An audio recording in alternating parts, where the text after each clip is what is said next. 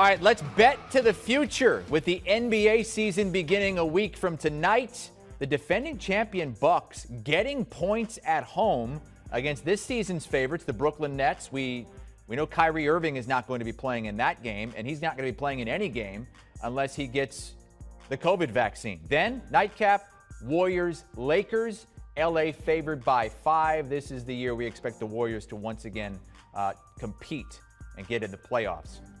All right, Sports Line's Tim Doyle joining us here to talk about NBA lines. He's got the golden hammer out. Tim, give us a futures lock for this season in the NBA. Yeah, it's the Chicago Bulls are making the playoffs. And I can't believe this is not minus 400. I still see it hovering around 160, 180.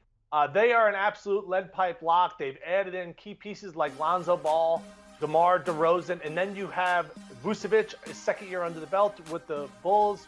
Zach LaVine is a perennial all-star. I love it, the energy and enthusiasm that Alex Caruso brings to this team. Look at this, Chris. Minus 160. This should be minus 560. Bet it now.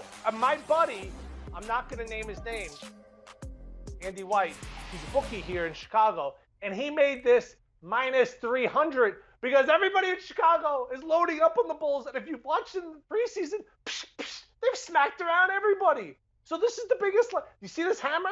If I could just keep hammering this over and over and over and over again. The only thing about season bet is they're great for old people because old people love baseball. And here's why. You could watch like the first 3 innings and wake up, game's still going on. And really, you probably didn't miss that much action.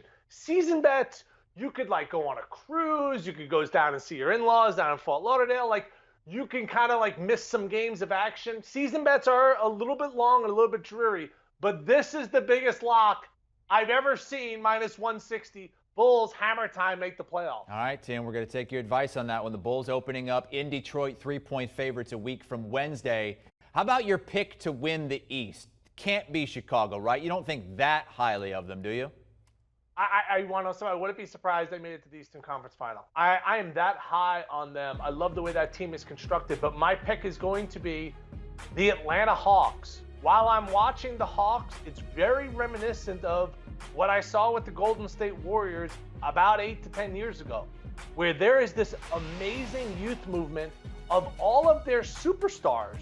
Check out their ages. Cam Reddish, 22. Trae Young, 23. Herter. John Collins, 24 years old. You know, Bogdanovich in the prime of his career. Clint Capella, oh my goodness, that dunk in preseason by John Collins was amazing. And by the way, they got that test last year in the playoffs. They didn't win one game in Philly.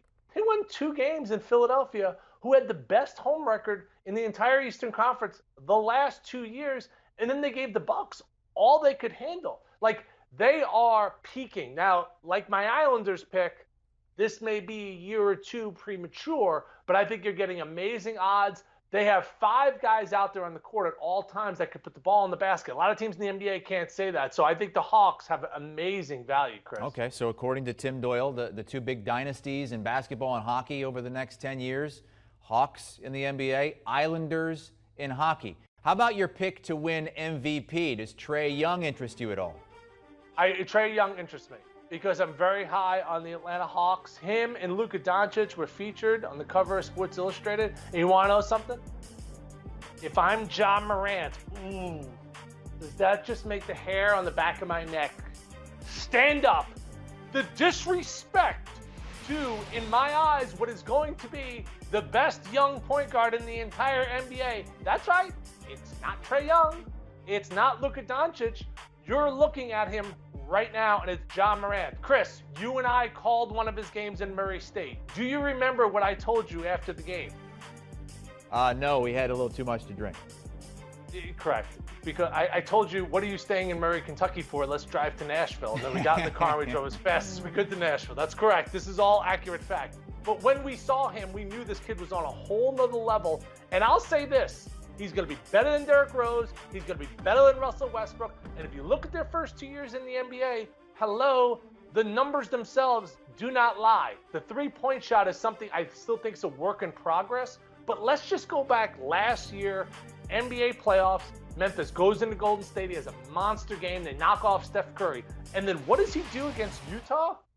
He wins game 1 by himself. Game 2, he has 47 points. And in the closeout game when they lost that series 4-1, he banged down 5 threes. And I love the fact he's from Murray State. You want to know why?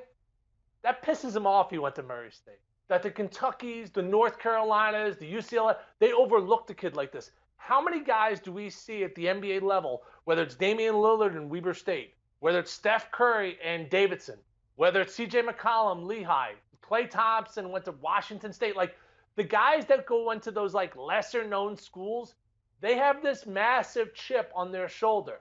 And if you've seen Ja Morant in preseason, he's been absolutely dominating. He's averaging over 20 points a game, playing less than 20 minutes. My wife is pregnant, and I did say this, and I have to apologize. I said if I had a third kid, I was going to name him Ja Morant Doyle. It's not going to happen. All right, we're down to 2 names. We're down to John and Vince. Now, if I go with John Doyle, I could go John Anthony Doyle. Now, technically, it would be J.A., so I feel like that might be a win. So maybe Ja's going to understand this long term. I think Vince is the leader in the clubhouse, to be honest with you. But it's like one of those things. You're going to see the baby, and you're going to be like, man, that looks like a Amanda or Chris. So we're going to name the kid down the line. But Ja Morant at 50-1, oh, baby, it's going to happen one of these days. He's going to be an MVP. Ja Doyle, J.A. Doyle, going with Ja Morant to win MVP at 50-1. Thank you so much, Tim. Let's recap the picks. He had that golden hammer out for the Bulls to make the playoffs at minus 160. Says his bookie in Chicago has that at about minus 300 or 400 right now.